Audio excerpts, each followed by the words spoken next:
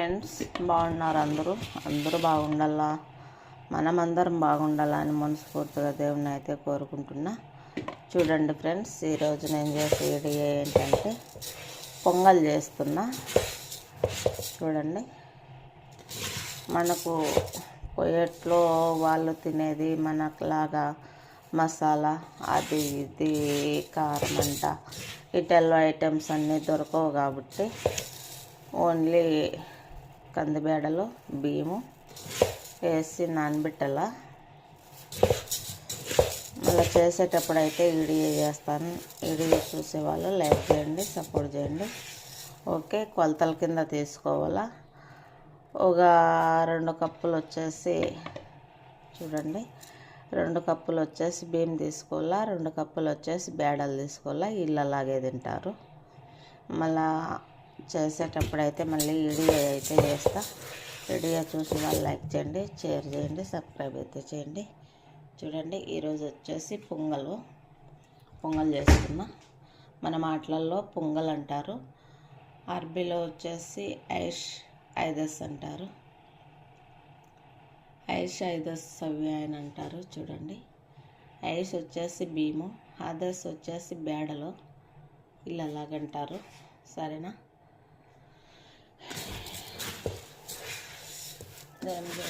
ఏం కానీ లేవు ఇంట్లో, చికెన్ కానీ మటన్ కానీ ఏమే కానీ లేవు ఇంట్లో. ఏం చేయాలి అనేది అసలు అర్థం కావట్లేదు.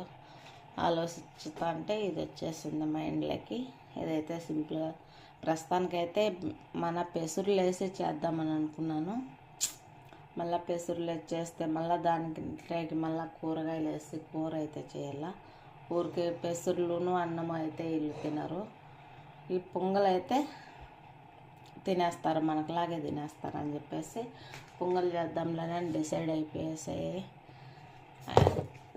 అయితే అయిపోయాను. చూడండి, సరేనా ఫ్రెండ్స్? ఈరోజు వీడియో వచ్చేసి పొంగల్ వీడియో మళ్ళీ ఇంకోటి చేస్తాను. చూడండి, చేసేటప్పుడు కానీ వీడియో అయితే చేస్తాను, ఖచ్చితంగా చూడండి.